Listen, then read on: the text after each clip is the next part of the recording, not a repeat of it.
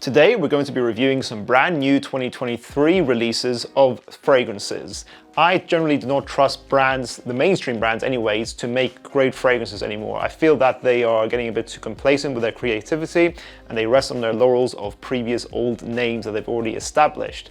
Hence why most of the fragrances we're trying today actually are flankers of old fragrances. However, these are big names and I think it's exciting and interesting to see what's coming out these days. I have a plug in the community who gives me these brand new releases as samples. I'm not going to buy full bottles of these brand new releases because, as I said, I just don't trust them anymore. Let's see what we've got today. Today we are reviewing Givenchy Gentleman's Society, YSL EDP Intense, the new Tom Ford Grey Vetiver Parfum, CH Bad Boy Extreme, and finally Lacoste 212 White, the Eau de Parfum Intense. Oh, Intense is what it's called. So actually, I think every single one of them is a flanker. So there we go, guys. My point is proven.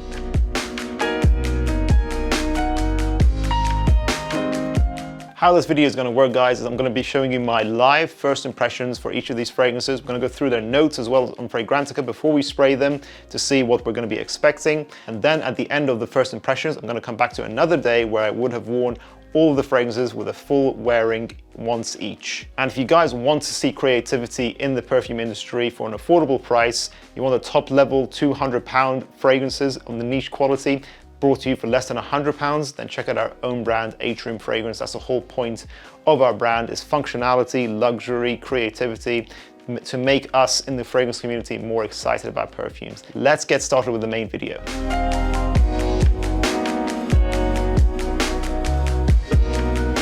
First we have Gentleman's Society by Givenchy.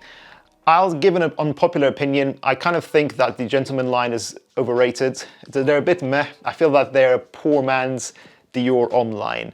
I've said it, guys, I've got it off my chest, hence why you barely ever see this line mentioned on this channel. I've just not been impressed by any of them enough to warrant a full bottle purchase. You guys can come after me in the comments down below, I'm sure you will. But we've got an interesting note breakdown here. We've got cardamom, sage, fresh narcissus, a lot of vetiver, and palo santo. So I'm expecting quite a woody and sweet fragrance. Depends how strong that vanilla is. The vanilla and cardamom might be quite interesting. This is a bit of a different take from the Gentleman line. They're usually more iris forward, I believe. So this will be interesting. This might smell nothing like the other flankers. Let's spray one spray on the guns. This smells less like the Gentleman line and starts to smell more like the Stronger With You line, which is very surprising. It must be those cardamom and vanilla notes in here. This has like a chestnut quality to it as well. This is definitely using some aroma chemicals that are similar to Stronger With You. I'm seeing this trend. A lot of fragrance brands have tried to copy Stronger With You. Azura the Most Wanted definitely took inspiration from that line as well. That's very interesting. Yeah, so far, Stronger With You vibes from this fragrance, which is a bit disappointing. I'm a little bit sad by that. Not creative. I'm not sure if anyone else gets that vibe from this fragrance, but of course I have to give it a fair try. I'm gonna give it a full wearing anyways. Why Eau de Parfum Intense? Why did this need to be made? I don't think it was necessary at all as a flanker. The Why Eau de Parfum already is the intense version of the EDT.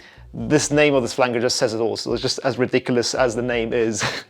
But in the notes breakdown, they've taken away the apple from the original EDP. So ginger, sage, vetiver, and patchouli are the main notes people are getting on Fragrantica. So I'm expecting a more warm take, warm, spicy take, aromatic take from that ginger on the DNA. I don't think it's going to be hugely different. There's probably going to be more of the same. One spray on the other gun. To me, straight away, it smells like a middle ground between Eau de Parfum and Le Parfum. It has that smoothness of Le Parfum, but it has that herbal, clean, fresh out of the shower quality of the Eau de Parfum. I feel like these brands are getting FIFA syndrome. They're just releasing the same thing every year and you just buy it because it's different and it's a new name, but it's not new at all. I don't know why this exists so far, but hey, it's only first impressions. Let's see. Grey Vetiver Parfum. This was a bit surprising, but at the same time it shouldn't have been because Tom Ford seems to be creating parfum concentrations of all their main fragrances at the moment. I'm expecting a Beau de Jour Parfum. They must be doing it because they've covered everything now at this point, I think. Grey Vetiver Parfum's bottle looks more silver, metallic. It's an interesting look, so I'm expecting a more metallic probably more heavy take on the original Grey Vetiver, which I think was a great fragrance. The idea of that fragrance to me was it brought Vetiver notes to the modern perfume world. It made Vetiver less of an old man scent, made it more smooth, easy to wear, citrusy, light, white floral. So it made a very palatable and easy to love Vetiver fragrance for men. So I'm hoping it's done more of the same here, but added a new interesting twist. I'm hoping this is interesting. The note breakdown is Vetiver, orange blossom, and saffron, which tells me nothing. Maybe that saffron might be interesting. It might be a little bit more spicy in this fragrance. There's only one way to find out. Let's spray it on. So instantly it reminds me of Grey Vetiver, the Eau de Toilette, very similar vibes, but that projection is nice. It seems to be a nicer projection on this fragrance. Grey Vetiver Eau de Toilette, or sorry, Eau de Parfum of Grey Vetiver was a very softly projecting fragrance. This is still very pleasant, smooth, bright Vetiver, but I am getting that saffron. I do actually get a bit of spiciness in here. Yeah, that saffron is cutting through. It actually does add a metallic quality to the fragrance, like I've read about it, and I do think that saffron is very nice. I'm not sure how long that will last for, but so far in the opening, it does smell like a nicer version of the Eau de Parfum, probably with a bit better projection, but at the same time, it seems so far you don't need to own both, you just get one or the other. It's not a huge difference so far. Carolina Herrera Bad Boy Extreme. I actually quite like the Bad Boy line. I wasn't impressed by the original, but what I like about this line in general is that it's not like the YSL Y line. Each flanker here actually has a huge difference to the other. They're very different fragrances.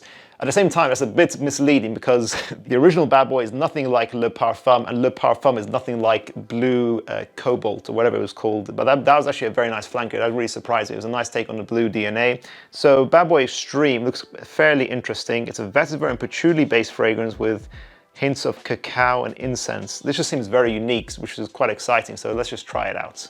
Okay, we've got a spray on here. That's really pleasant. That's throwing me back to the original Bad Boy with that really simple cacao-based DNA. It's cacao, vanilla, amber in here, probably freshened up with some lavender, some ISOE super. It doesn't seem as complex as the note breakdown is making it seem, so this will be interesting. Maybe it'll dry down very differently. So far, this is smelling like a very sexy and relatively unique date night fragrance. I'm happy with it in the opening. Let's see how it dries down. And finally, Lacoste Blanc Eau Intense. Lacoste White was a great summertime fragrance. The Eau de Parfum, I think, was an improvement, so I don't really know why they now had to release another flanker called Eau Intense. Mandarin orange, cardamom, lavender, leather, sandalwood, turmeric. It doesn't have that white floral and suede DNA of the original, which is very interesting. So I'm not sure if it's actually a true flanker, if it's very different in that regard. This is seeming more like an evening fragrance. You know, leather and sandalwood, these are more heavy notes. This is very different to the original tennis playing summer outdoors fragrance of the original Lacoste Blanc. So let's see. Spray on the back of the hand. Very fresh, actually, surprisingly fresh. And mandarin note is super strong. That's definitely the main character of this fragrance. This is a mandarin fragrance now, which is different to the original Lacoste White. A lot of mandarin, a lot of sandalwoods here. Very fresh, aromatic. It's probably got some fresh herbal notes in here. This is a pleasant, smooth, surprisingly natural for a designer fragrance house. For Lacoste, this is more natural than I expected, but it's very different from the original Lacoste Blanc. I'm not sure if this can be counted as a flanker. This feels like a completely different line now. Yeah, pleasant, fresh mandarin fragrance that I feel that could be worn both in the day and the evening in the warm weather still. So surprisingly fresh. I'm not getting much of a leather note at the moment. I'm gonna go away now, guys, and try all of these as full wearings, one at a time, and I'll see you in a second. Be right back. Several days later. Okay, I'm back. So I've given each of these fragrances a full wearing, and I'm going to rank them from my least favorite to my most favorite from what I've worn. At the 5th spot, I'm gonna give it to Lacoste Blanc Eau Intense. This is a surprising fragrance. As I said before, it doesn't smell like the original Lacoste White. This is a mandarin and sandalwood fragrance with an amber touch to here as well. In my opinion, it is a pleasant fragrance, but nothing mind-blowing at all. And it doesn't smell particularly summery. I kind of feel like this is just not as summery as the Lacoste White, and it feels like this is a poor man's Dior Homme Sport 2021. You can get the very similar effect with that fragrance, and I would recommend you save up for that instead. And the main reason this is number 5 is the fact that its performance is not very good on my skin. I've got 4 hours longevity, no more than that, which is very disappointing. A weak flanker from Lacoste White, and it doesn't really smell like Lacoste White either, so that's why this is number 5. Carolina Herrera Bad Boy Extreme. This is an interesting fragrance. I feel like they linked this back to the original Bad Boy. It has that cacao chocolate opening. It is ambery, warm, vanillic, but then the backbone, the dry down actually becomes more soapy and synthetic. It feels like there's a lot of lavender there in the dry down. It sort of feels like this fragrance is a mix of Givenchy's Gentleman Reserve Privé had a baby with Paco Rabanne's Phantom. It is not a bad fragrance in the air, but up close I think it smells really unpleasant. It's a bit of a clumsy blend, but at least the performance is quite good at about 6 to 8 hours. I think if you're newer to the fragrance game, you'll find this generally attractive if you're a beginner, wear this as your evening fragrance for the cold weather, but if your nose is more developed, I think you'll see how limited the blend is here and how clumsy it is. You might call me a fragrance snob, and you'd be right, hence why this is number 4. Givenchy's Gentleman's Society. This is a linear fragrance. As I said before, it's a bit strange how it's a gentleman fragrance with that iris. It kind of stands out to me, but I do think if you like the gentleman line, you'll like this fragrance as well. As I said before, I think it's the cardamom in this fragrance note breakdown that reminds me of Stronger With You. A long-lasting, nice cardamom note that will remind you of that line, but then it smells quite smooth overall. It kind of still has its own DNA, actually. It's quite woody, warm. It kind of has a coffee note to it here as well. I don't know why, but I get a coffee vibe from this fragrance. So if you want a coffee-like, Stronger With You hybrid fragrance that will remind you of the Gentleman line, if you like that vibe that line gives you, you'll like this as well. So it's not bad. Linear overall, 8 to 10 hours longevity, which is very good performance. A nice cold weather signature. Number 2, I'm giving it to Great Vetiver Parfum. This is quite a simple review. It's basically a darker, more dense version of the original Great Vetiver. It feels like it's darker through a mixture of oak moss and patchouli. So they're using darker, more heady base notes. It's very similar performance. It's 8 hours longevity, just over 8 hours with a soft projection, but if you feel that the original felt a bit too light, this will give you more of the sense. It gives you more of density, like it's really, you can detect it more easily. So it's a more dense, dark version of the original Great Vetiver. Still very much a Vetiver fragrance, smooth, very nicely blended, but you definitely don't need to own both. Basically, if you want to wear Great Vetiver more in the cold weather, you get the Parfum. If you want to wear it more in the warm weather, you get the original. A nicely done blend, but not a mind-blowing release. And finally, number 1, I'm giving it to YSL's EDP Intense.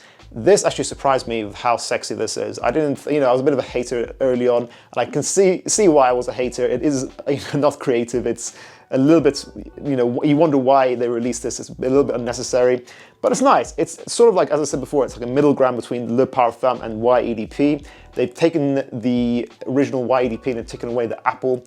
It's not as loud either, so it's sort of like a more smooth, tonka bean, sweeter, and seductive version of EDP. So you're going to get the 8 to 10 hours longevity, or 10 hours longevity of the EDP, but the projection is more soft to medium instead of being a medium to loud fragrance like EDP.